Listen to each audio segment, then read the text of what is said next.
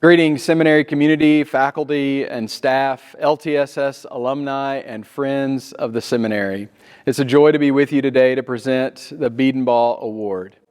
The Lutheran Theological Southern Seminary Alumni Association instituted the John Benjamin Bedenbaugh Award in 1993 to commemorate the life and to honor the memory of our friend and brother, Dr. J. Benjamin Bedenbaugh. For 40 years, Dr. B contributed tirelessly to the ministry of the seminary, sharing his extraordinary gifts to the formation of women and men for Christian discipleship and ministry in Christ's church. Benjamin Bedenbaugh attended LTSS in the 1950s and was given authority at that time as a student instructor. Before he graduated in 1953, the seminary board appointed a special committee to find a scholarship for him for graduate studies, placing $500 in the budget for that purpose. It turned out to be a smart investment. Bedenbaugh began to teach at the seminary almost immediately and served as professor of New Testament until his death in 1993. His years of instruction formed a foundation for many who would go on to serve in parish ministry as he cherished the specific role of parish ministry leadership. The Bedenbaugh Award is presented annually to alum of the seminary who are serving or retired from parish ministry. The award is conferred upon an ordained minister who has demonstrated faithful leadership as a pastoral shepherd through encouraging bold congregational witness to the gospel, enabling dedication to the task of fulfilling the Great Commission, and in exemplary service to the church at large. It is in Bedenbaugh's memory and his passion for parish ministry leadership that we present the Dr. John Benjamin Bedenbaugh Award to the Reverend Brad Bellah. Pastor Brad Bellah is a 2003 graduate of Lutheran Theological Southern Seminary and serves as senior pastor of Shepherd of the Sea Lutheran Church in Garden City, South Carolina, since June of 2011. During his tenure, Shepherd of the Sea has become a significant center for outreach and service in the community. Under Pastor Brad's leadership and in partnership with dedicated volunteers, the Shepherd of the Sea Carol Hummel Food Pantry has expanded to serve thousands of people and neighbors each week. Over 40,000 people were served just last year through this feeding ministry. The pantry operates with a strong emphasis on dignity, allowing guests to shop for their own food rather than receive a prepackaged items. Shepherd of the Sea has also been a Reconciling in Christ congregation since 2019, publicly affirming God's inclusive grace. The congregation further demonstrated its commitment to welcoming the stranger by helping establish a branch of Lutheran Services of the Carolinas in Myrtle Beach, supporting refugee resettlement in the region. Pastor Bellah's ministry reflects a deep commitment to partnership, working with congregational members, community organizations, and ELCA churchwide ministries to encourage bold congregational witness to the gospel and faithful engagement with the Great Commission. Pastor Bellah is married to Mandy Bellah, and together they have two children, Gracie and Drew Bellah, both currently in college.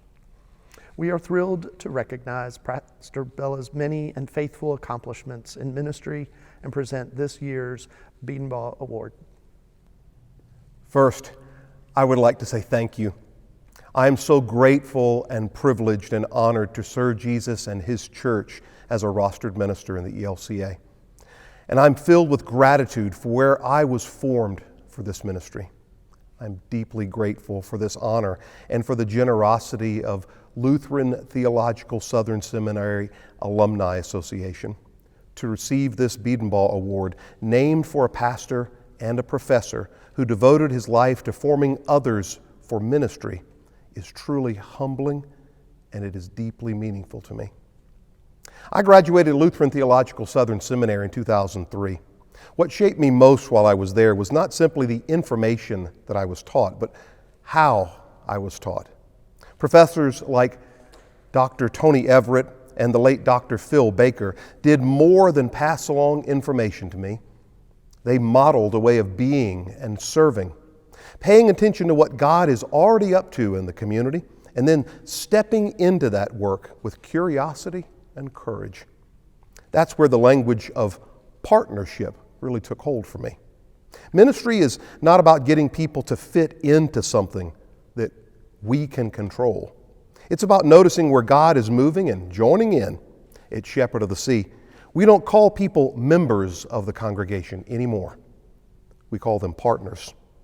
We are partners in ministry, grounded in the waters of baptism. None of us owns this work. We're all sent into it together.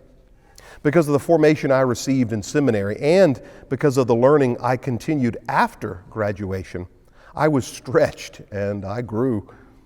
I learned early on that when we center our life together on word and sacrament, Jesus is the center. So we're given tremendous freedom. There is no limit on God's Spirit unless we place limits on it. A few years ago, during our seminary's 150th anniversary, Dr. Hawkins and others planned an anniversary worship service modeled after what the founders and original partners of the seminary would have used. The community revisited Lutheran worship from generations past. What struck me as radical then was how adaptable and expansive our ancestors were, only after a few generations of being in the United States. When they didn't have privileges we now take for granted as modern Christians. Their need for adaptability led them to freedom in worship in many ways that we might even frown upon today. That's not Lutheran enough. I'm positive it was not the intent when they planned the anniversary service, but as I was exposed to how different those worship patterns were and the adaptability our ancestors had to embrace, that gave me the confidence to embrace multiple expressions of worship. Clutch our pearls. Even contemporary worship. Am I allowed to say that on this film? At Shepherd of the Sea, the congregation I now serve, we gather in 3 separate worship services, 2 traditional and 1 contemporary. Ironically, our contemporary service has become our largest worship service by far. And it is also where many of our LGBTQ partners, our siblings in Christ, have found a home. People who often have come to us from evangelical worshiping backgrounds, carrying deep faith alongside deep wounds they have received from the church. Watching them rediscover grace and belonging has been one of the great joys of my ministry. Over the years, I've seen our ministry grow in direct proportion to our willingness to partner with our community. When I first moved to Garden City Beach and asked someone on the street what they knew about Shepherd of the Sea Lutheran Church, they said, "Oh, that's the church that kicked Weight Watchers out." Oops. Today, I'm pretty sure people still don't know much about our Lutheran theology, but they do know this. That Lutheran church welcomes people, and they feed them. And I treasure that. I also treasure that Shepherd of the Sea has embraced what I think is a deeply Lutheran instinct to be explorers. We try things, we learn, we fail, we adjust. We saw that clearly, all of us, during the COVID pandemic when we embraced online worship. But for us, it's no longer a temporary substitute. It has equal footing as a gathering of God's people every single week.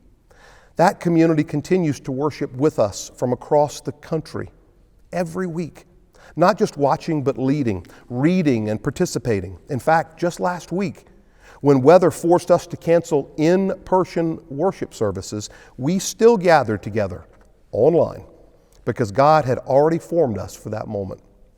The buildings tell the same story. Once quiet and underused, they are now constantly filled with recovery groups, scouts, blood drives, community meetings, and neighbors finding space and welcome. All of our problems tend to be around growth, and those are good problems to have.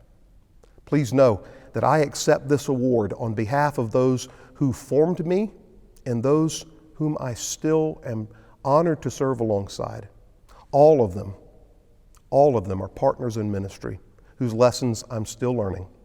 I want to close with the words of one of those teachers. At my ordination in 2003, Dr. Tony Everett was the preacher. He reminded me that although I was being called as a pastor, none of us are sent out to be the shepherd. There's only one shepherd, and that's Jesus. And we are called to be his sheepdogs. That image has stayed with me. I'm honored and grateful to be a sheepdog in the Good Shepherd's field, always watching and learning, sometimes resting my weary head in the shepherd's lap, sometimes running at full speed, out of breath, accompanying his flock, but always learning and constantly amazed at what God is up to, looking forward to what God is up to next. I thank God for the privilege of this shared work.